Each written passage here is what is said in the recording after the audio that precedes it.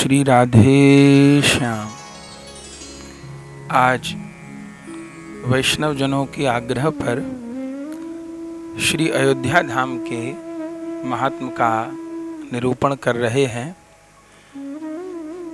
भगवान के सारे धामों की अनंत महिमा है, जिनमें श्री अयोध्या धाम भगवान के नित्य साकेत धाम के अवतार हैं।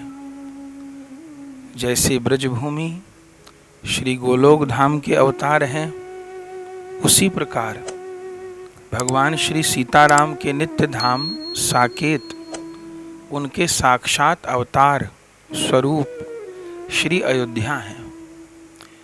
श्री अयोध्या की महिमा, श्री अयोध्या धाम का महात्मा श्री रामचरितमानस में, श्री वाल्मीकि रामायण में, स्कंद पुराण के वैष्णव खंड में खूब विस्तार से दिया गया है। श्री अयोध्या धाम की महिमा के विषय में श्री रामचरितमानस में स्वयं श्री राम के वचन हैं, यद्यपि सब वैकुंठ बखाना, वेद पुराण विदित जग जाना, अवध सरिस प्रिय मोहि न सोऊ, यह प्रसंग जाने कोऊ कोऊ। भगवान कह रहे हैं, यद्यपि वैकुंठ की बहुत महिमा है, वेद में पुराणों में सब जगह वैकुंठ की महिमा गाई गई है, पर श्री राम कहते हैं अवध सरिस प्रिय मोहि न सोऊ, मुझे वैकुंठ धाम भी अयोध्या के समान प्रिय नहीं है, किंतु यह प्रसंग जाने कोऊ कोऊ, इस बात को अर्थात वैकुंठ से भी अधिक प्रिय मुझे अयोध्या है, इस बात को कोई कोई जानता है। कौन जानता है? बोले अवध प्रभाव जान तब प्राणी, जब उर बसहि राम धनु पानी। अवध के पूर्ण प्रभाव को तभी कोई जान पाता है, गोस्वामी तुलसीदास जी वर्णन कर रहे हैं, जब उनके हृदय में वास्तव में बसहि राम धनु पानी, धनुष बाण लिए हुए भगवान श्री राम वास करते हैं। अर्थात श्री राम और अयोध्या धाम में कोई अंतर नहीं है। कवनेउ जन्म अवध बस जोई, राम परायण सो परि होई। अगर किसी प्रकार श्री अवध में जन्म हो जाए, अवध में वास हो जाए, अवध में शरीर पूरा हो जाए, तो राम परायण सो परि होई, वह भगवान के परायण माना जाता है। जो अपने यहाँ सप्तपुरियों का वर्णन है, उनमें अयोध्या सबसे पहली पुरी है, और यह अवधपुरी भगवान के वाम पादांगुष्ठ से, बाएं चरण कमल के अंगूठे से उद्भूत जो पवित्र सरिता हैं, सरयू जी, उनके दक्षिण तट पर विराजमान हैं। और श्री वाल्मीकि रामायण में तो उल्लेख है कि मनु जी ने इस पुरी को सर्वप्रथम बसाया है, इसलिए ये पुरी सप्तपुरियों में भी प्रथम है और पूरी जगत की सबसे पहली राजधानी, सबसे पहला नगर यही है। वाल्मीकि रामायण में लिखा है, मनुना मानवेंद्रेण सा पुरी निर्मिता स्वयं। श्री मनु जी महाराज ने इन पुरी को सर्वप्रथम बसाया है। स्कंद पुराण के अनुसार यह भगवान के सुदर्शन चक्र पर बसी हैं। अर्थात जब प्रलय आती है तो सब जगह प्रलय होती है, लेकिन सप्तपुरियों में प्रलय नहीं होती। चूँकि अयोध्या धाम भगवान के सुदर्शन चक्र पर बसी हैं, तो लौकिक प्रलय का प्रभाव इन पुरियों पर नहीं होता। भूत शुद्धि तंत्र के अनुसार श्री रामभद्र के धनुषाग्र पर यह स्थित है। श्री राम धनुषाग्रस्था अयोध्या च महापुरी। अयोध्या शब्द का जो स्वरूप है, स्कंद पुराण में वर्णन है कि आकार माने ब्रह्मा। अयोध्या में जो मुख्य 3 शब्द हैं, उनमें आकार का अर्थ है ब्रह्मा, यकार का अर्थ है विष्णु और धकार का अर्थ है रुद्र। ये तीनों शब्द तीनों देवताओं के स्वरूप हैं। तो अयोध्या ब्रह्मा, श्री विष्णु और भगवान शंकर, इन तीनों का समन्वित रूप है। अर्थात जितने भी पातक हैं, कोई बड़े से बड़ा पाप हो जाए, जो पाप ब्रह्म हत्या, महापातक, गो हत्या, कितने कितने जो महान पाप हैं जो प्राणी को परास्त करते हैं, लेकिन अयोध्या धाम के वास के प्रभाव से, अयोध्या धाम में भजन किए के प्रभाव से ये ब्रह्म हत्या जैसे महापातक भी उस प्राणी को परास्त नहीं कर पाते। अयोध्या वास के प्रभाव से वह प्राणी शुद्ध हो जाता है। स्कंद पुराण में वर्णन है, वैष्णव खंड में, जहाँ अयोध्या महात्म का वर्णन है। अकारो ब्रह्म च प्रोक्तम यकारो विष्णुरुच्यते धकारो रुद्र रूपश्च अयोध्या नाम राजते सर्वोपपातकैर्युक्तैर्ब्रह्म हत्यादि पातकै नयोध्या शक्यते यस्मात् ताम योध्याम ततो विदु। अर्थात बड़े से बड़ा अपराध, बड़े से बड़ा पाप अयोध्या वास के महात्म को परास्त नहीं कर सकता। माने से बड़े से बड़ा अपराध होने पर भी जीव यदि अवध वास करता है तो उस वास का जो महात्म है वह इतना है कि उसके बड़े बड़े पातकों का वह नाश करने वाला है। इन अयोधपुरी का जो मान है, माने जो इनका आयतन है, इनका स्वरूप है, उसके विषय में भी स्कंद पुराण में वर्णन है। इनका मान सहस्त्रवाराति तीर्थ से 1 योजन पूर्व, सरयू से 1 योजन दक्षिण और सम से 1 योजन पश्चिम तथा तमसा नदी से 1 योजन उत्तर तक है। सबसे पहले ब्रह्मा जी ने अयोध्या जी की यात्रा की थी। माने मनु जी ने तो भगवान की कृपा से इस पुरी को बसाया। भगवान इस दिव्य धाम को बीज रूप में प्रकट किए साकेत लोक से और पुरी के रूप में मनु जी ने बसाया। पर इन अवध धाम की सबसे पहले यात्रा ब्रह्मा जी ने की और उन्होंने अपने नाम से कुंड बनाया, जो आज भी सरयू जी के निकट है, उसको ब्रह्म कुंड कहते हैं। सीता जी के द्वारा भी एक कुंड निर्मित है, उसको सीता कुंड कहते हैं, जिसे भगवान श्री राम ने वर देकर समस्त काम पूरक बनाया। उन सीता कुंड में स्नान करने से मनुष्य के सब पाप नष्ट होते हैं। ब्रह्म कुंड से पूर्वोत्तर में ऋण मोचन तीर्थ सरयू जी में है। यहाँ लौमस जी ने विधि पूर्वक स्नान किया है, ऐसा स्कंद पुराण में वर्णन है। सहस्त्रधारा से पूर्व 636 धनुष, ये वाल्मीकि रामायण की भाषा है। 636 धनुष माने लगभग 1272 गज तक स्वर्ग द्वार कहलाता है। यहाँ जो जप करता है, तप करता है, यज्ञ करता है, दर्शन करता है, दान करता है, ध्यान करता है, अध्ययन किया जाता है, वह सब अक्षय हो जाता है क्षेत्र के प्रभाव से। स्कंद पुराण के वैष्णव खंड में अयोध्या धाम के महात्म्य में लिखा है, सहस्त्रधारामारभ्य पूर्वतः सरयू जले षट्विंश दधिका प्रोक्ता धनुषाम षट्शतीमिति। स्वर्गद्वारस्य विस्तारः पुराणज्ञैर्विशारदै स्वर्गद्वारे परा सिद्धि स्वर्गद्वारे परा गतिः। जप्तं दत्तं हुतं दिष्टं तपस्तप्तं कृतं च यत् ध्यानम अध्ययनम सर्वम दानम भवति चाक्षयम। इस स्थान के प्रभाव से जो भी जप किया जाता है, श्रवण किया जाता है, सरयू जी स्नान किया जाता है, वास किया जाता है, वह प्रभाव अक्षय हो जाता है। यहाँ चंद्रगिरी, गुप्तहरि, चक्रहरि, सम्मेद आदि अन्य कई तीर्थ हैं, जहाँ समस्त अवधवासियों के साथ भगवान साकेत लोक में वैष्णव तेज में प्रविष्ट हुए थे। वह पुण्यशल्या सरयू में स्थित गोप्रतार तीर्थ है।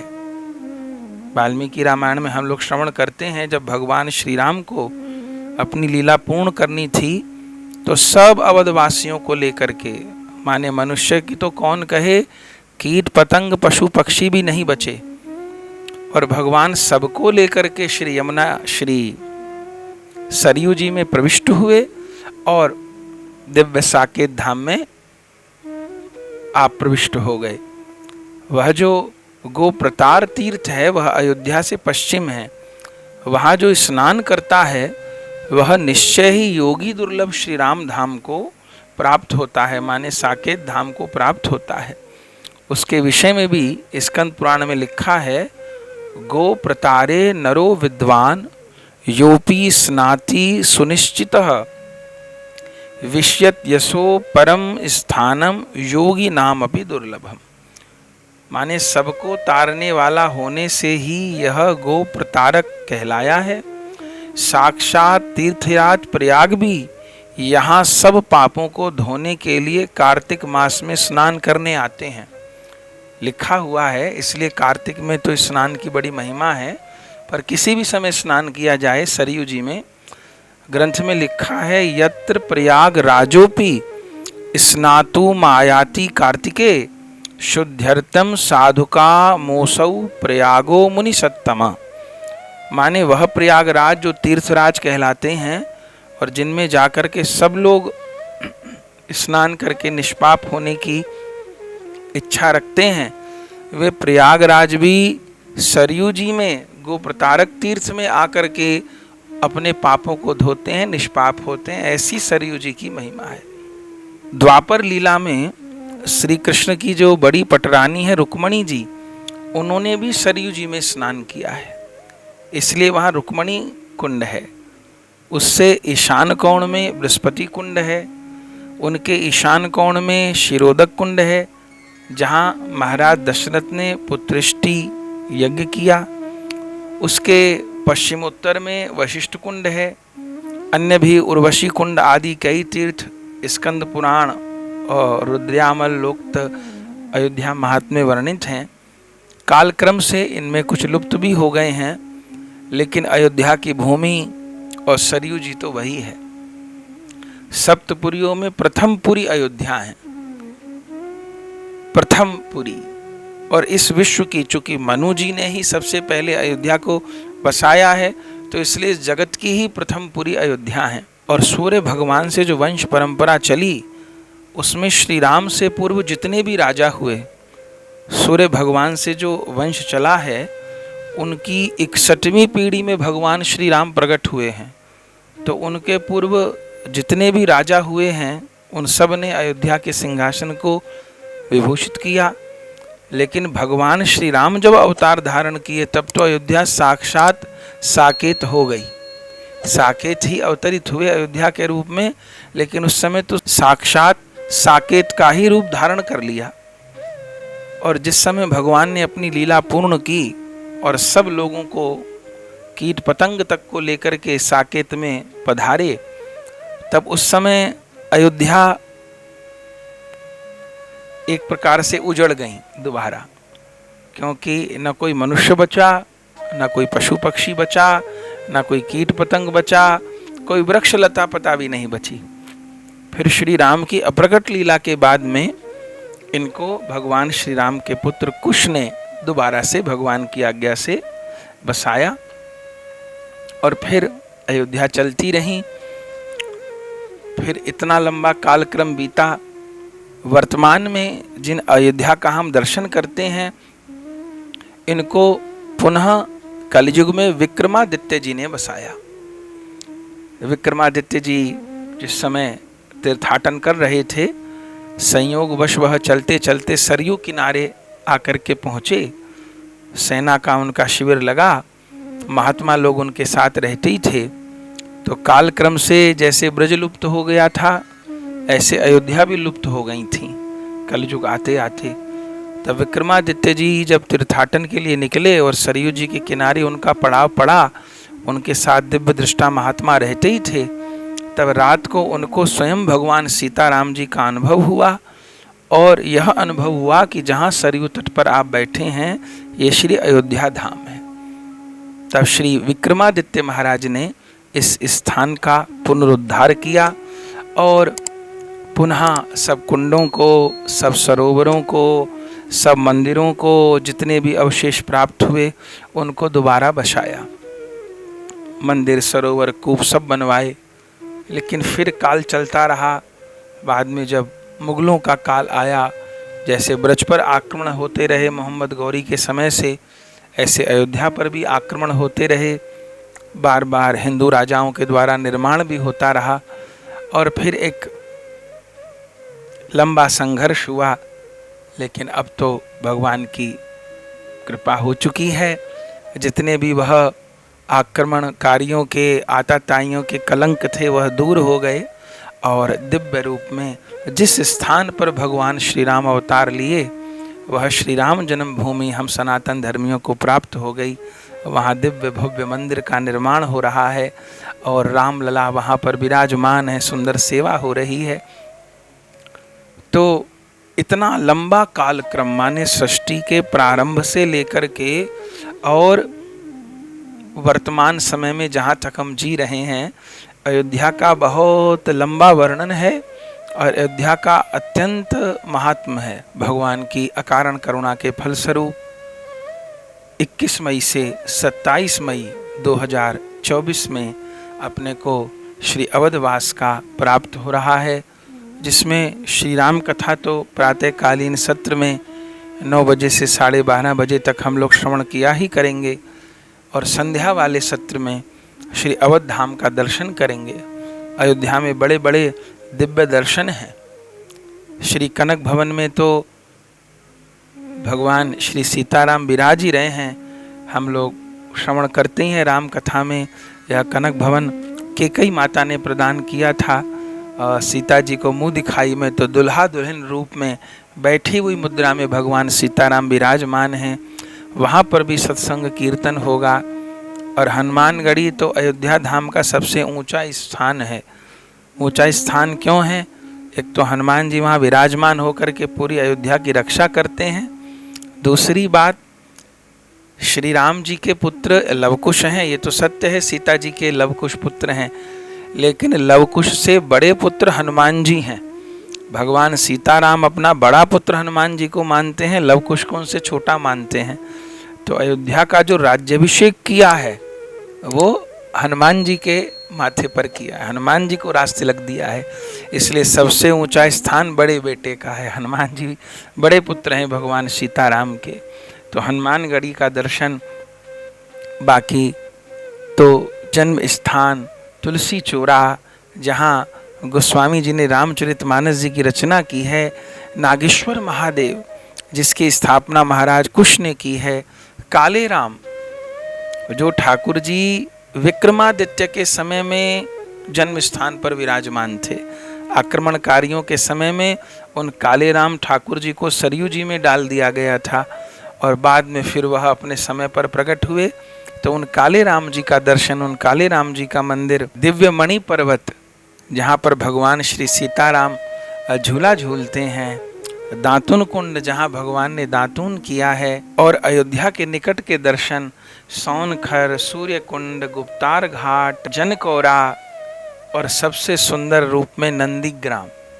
ये अयोध्या से लगभग 16 मील की दूरी पर स्थित हैं, जहाँ पर श्री राम जी के 14 वर्ष के वनवास काल में भरत जी ने वास किया है। वहाँ भरत कुंड सरोवर है, भरत जी का मंदिर है और वह गुहा है जहाँ पर इतने समय तक श्री भरत जी ने तपस्या की है। प्रेम मूर्ति भरत जी का वह दिव्य स्थान है। तो उन सब का दर्शन वहाँ बैठ कर के सत्संग का अवसर प्राप्त होगा। तो 21 मई से 27 मई तक यह सौभाग्य हरि गुरु की कृपा से प्राप्त हो रहा है।